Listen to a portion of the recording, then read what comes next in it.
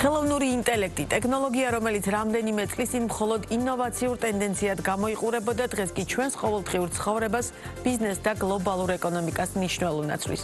ის ქმნის ახალ შესაძლებლობებს, ამარტივებს სამუშაო პროცესს, ზრდის პროდუქტიულობას და აჩქარებს გადაწყვეტილების მიღებას, თუმცა ამავე დროს აჩენს სერიოზულ ეთიკურ უსაფრთხოების და დასაქმების რისკებსაც.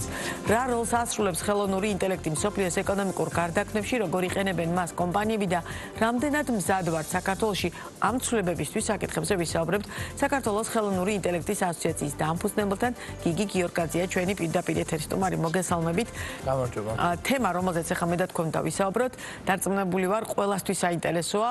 იმის მიუხედავად, ხელოვნურ ინტელექტთან რაიმე ტიპის შემხებლობა აქვს თუ არა, შესაძლოა ზოგს აშინებს, ზოგს გარკვეული მითები აქვს, არჯერა და ასე შემდგომ, მაგრამ რეალობა გვაქვს ის, რომ ხელოვნური ინტელექტი პრაქტიკულად ყველა მიმართულებით არის განსაკუთრებით გლობალური გამოწვევების ფონზე ძალიან აქტუალური. სად ვართ საქართველო ამ ნაწილში, რამდენად ავუწყეთ საქართველოს მოქალაქეებმა ამ მიმართულებას ფეხი და მათ შორის რა თქმა უნდა ქართულმა ბიზნესმა, ეს იქნება ჩემი პირველი კითხვა და მე უკვე ნელ-ნელა ვისაუბროთ რეალურად სად არის რისკები, სად არის ის უსაფრთხოების ნაწილი, კომპონენტი, რომელსაც მე აღვნიშნე ჩემი შესავლის ნაწილში და ასე შემდგომ. მადლობა. პირველ რიგში ორ ნაწილად უნდა გავყოთ ათვისების ტრენდი. პირველი მხარე არის ბიზნესი, როგორც თქვენ თქვით და მეორე მხარე არის ადამიანები ყოველდღიურად როგორ იყენებენ. და მსოფლიოშიც რომ შევხედოთ, სხვადასხვანაირი სიტუაცია ორივე ფრონტზე და საქართველოშიც დაახლოებით იგივე სიტუაცია. ადამიანები თავისი საქმისთვის უფრო მეტად იყენებენ, თითქმის ყოველდღიურად იყენებს ადამიანების რაღაც ნაწილი, ძირითადად რა თქმა უნდა უფრო ურბანულ, კორპორატიულ გარემოში დასაქმებული ადამიანები პროაქტიურად იყენებენ, ახალგაზრდები, მოსწავლეები, სტუდენტები აქტიურად იყენებენ, მათ შორის საქართველოშიც შედარებით უფროსი თაობის ან მოშორებულ ქალაქ ცენტრებისგან, ურბანული ცენტრებისგან მოშორებით ნაკლებად არის ათვისება. ბიზნესს რაც შეეხება, ბიზნესში ათვისება არ გვაქვს მაღალი. ეხლა ნელ-ნელა ჩნდება ინტერესი ასოციაციაშიც ხშირად ამ მომართვით მოდიან ხოლმე ბიზნესები, ნელ-ნელა ჩნდება ინტერესი, იმიტომ რომ ყველა ამაზე როცა ლაპარაკობს, ბუნებრივად ბიზნესსაც უჩნდება. ხო, აი რომელ მიმართულებები მოგმართავენ უფრო ინტენსიურად და სად არის პრობლემური ნაწილი, ანუ სად არ არის ინტერესი.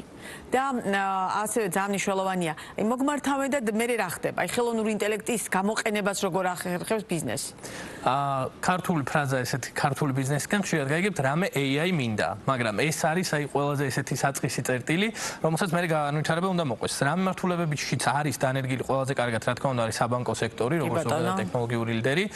ორივე ბანკი, წამყვანი ბანკი აქტიურად იყენებს. ჩვენ საუბარი გარკვეული პერიოდის წინ საქართველოს ბანკის წარმომადგენელთან და მან ძალიან დეტალურად ისაუბრა, რა როგორ იყენებს AI-ს თავის საქმიანობაში. კი, ეს დიდი მიმართულებაა ორივე ბანკისთვის, სადაც პოტენციალი არის, მაგრამ ჯერ კიდევ ასათვისებელია, ეს არის e-commerce, ელექტრონული კომერცია, ეს არის საცალო ვაჭრობა, რიტეილი, ნებისმიერი, ანუ FMCG-ც და მაგალითად ტექნიკის რიტეილიც, ფარმაციაც, ყველა რიტეილს პრინციპში აქვს გარკვეული რეზერვი, ფინანსურიც და ტექნოლოგიურიც, რომ რაღაც პირველი ნაბიჯები გადადგას.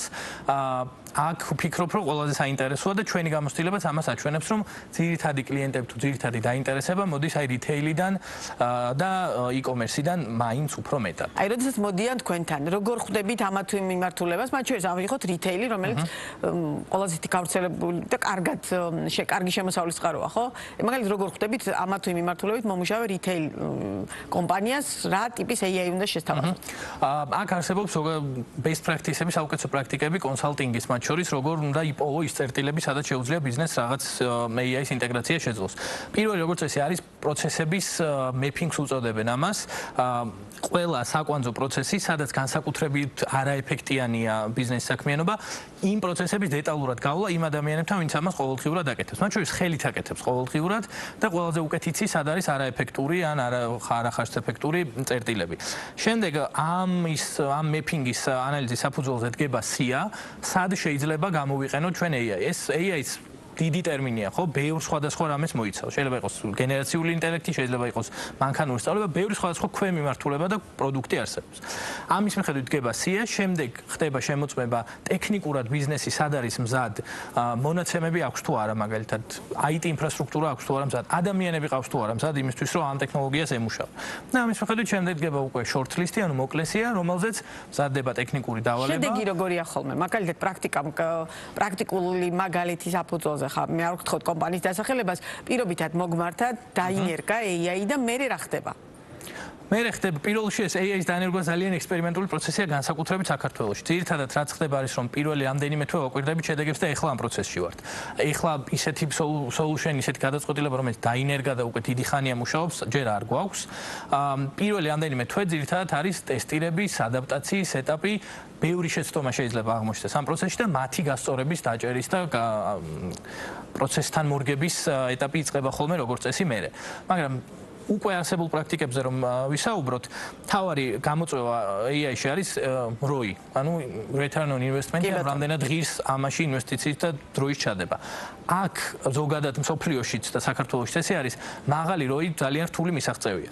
და ბოლო კვლევით ბიზნესების 95%-ს ROI საერთოდ არ აქვს AI-ის დანერგვის შედეგად. მხოლოდ 5% ახერხებს რომ ROI დადოს. იმიტომ რომ ან ადამიანური პრობლემაა, ანუ ადამიანები არ იღებენ AI-ს, არ ცდილობენ მასთან მუშაობას, ან ტექნოლოგია ვერ ჯდება ამ ჯამურ პროცესს. აქ შემოდის ალბათ ერთი ძალიან მნიშვნელოვანი ნაწილი შიში. განსაკუთრებით ბოლო პერიოდში ჩემ გარშემოც ბევრჯერ მომისმენია რომ AI ხომ არ ჩაგვანაცვლებს. ერთ-ერთი კარგი მე თვითონ AI-ს სწავლისას ერთ-ერთი კარგი ფრაზა რაც მოვისმინე რომ AI არ ჩაგანაცვლებს, მაგრამ აუცილებლად ჩაგანაცვლებს ადამიანი, რომელმაც ხო ეს ძალიან გავრცელებულია თქვენ საქმიანობაში, რომელმაც კარგად იცის AI როგორ გამოიყენოს და სწორედ აი მას მე მაქვს ხომ ეს განცდა რომ აი როგორი რა ცოდნა რომ ფლობს ადამიანი როგორ გამოიყენოს ეს AI.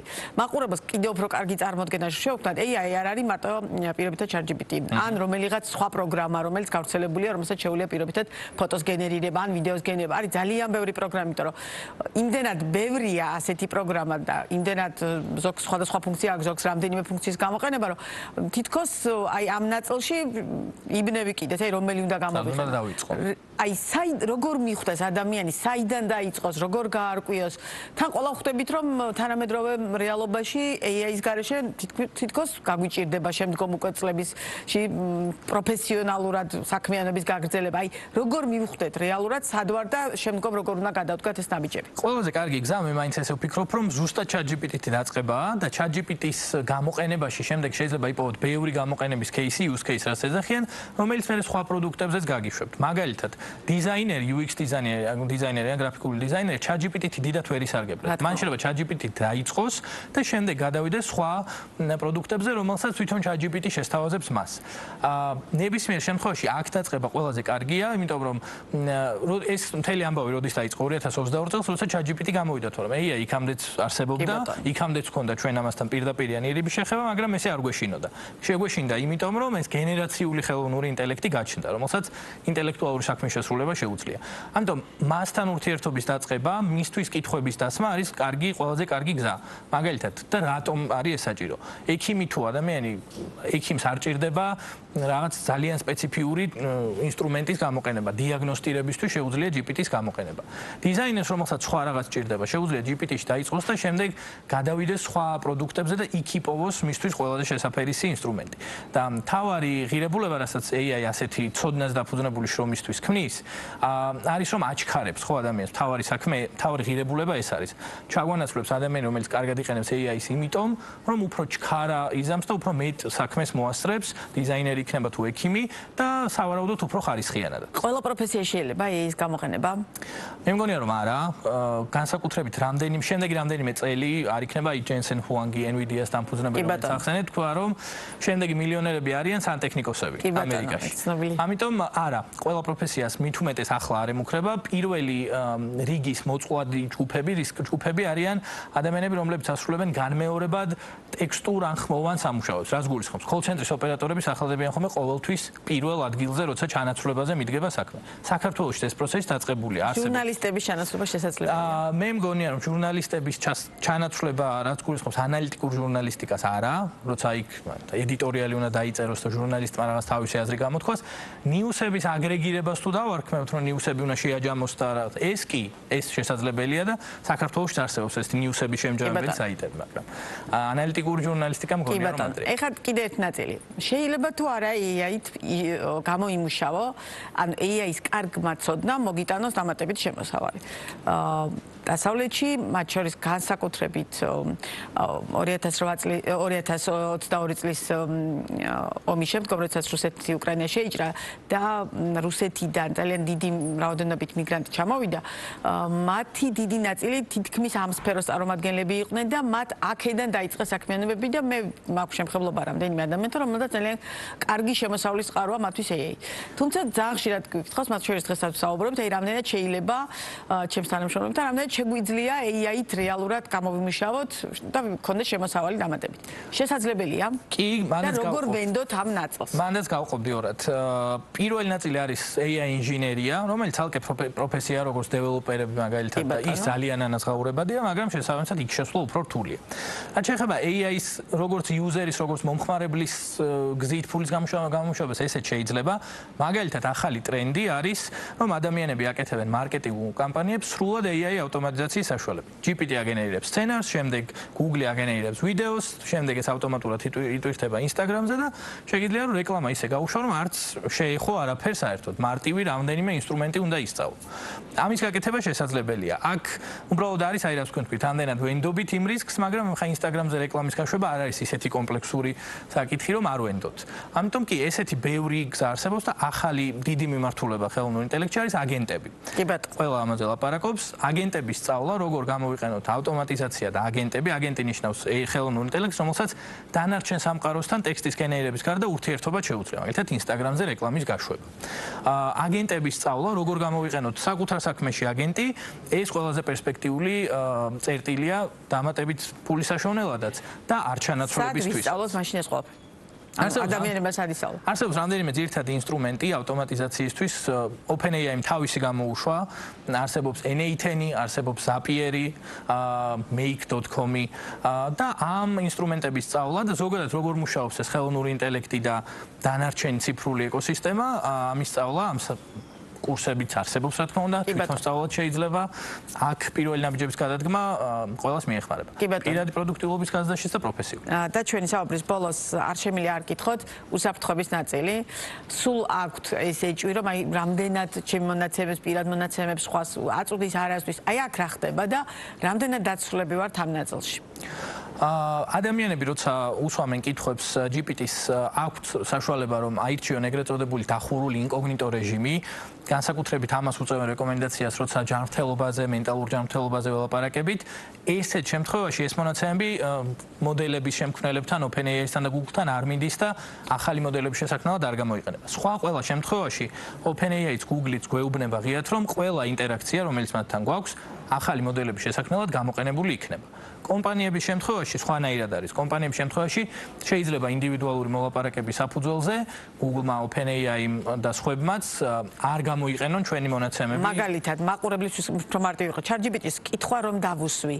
ეს ამ კითხვის პასუხს მე ვიდან გამომდინარე ის უკვე ახალ შესაძლებლობებს ქმნის სხვა პასუხებისთვის. შემდეგი ტრენინგისთვისაც. შემდეგი ყოველი პასუხი, ყოველი მიმოწერა ChatGPT-სთან გავლენას ახდენს შემდეგ მესიჯზე, რომელსაც ის დაგვიბრუნებს და ასევე გავლენას ახდენს, ძალიან პატარა, მაგრამ გავლენას ახდენს, ზოგადად ChatGPT როგორ განვითარდება, იმიტომ რომ ამ ინტერაქციებსაც სწავლობს. შესაბამისად ძალიან საინტერესოა, რა ტიპის ინფორმაცია არ უნდა მივცეთ ხელოვნურ ინტელექტს.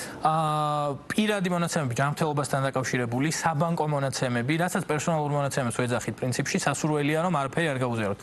ეხლა ბოლოს კვლევით პირველი გამოყენება ChatGPT-ს არის ფსიქოთერაპია. ChatGPT-ს ყველაზე ხშირად ადამიანები იყენებენ პერსონალურ ფსიქოთერაპევტად.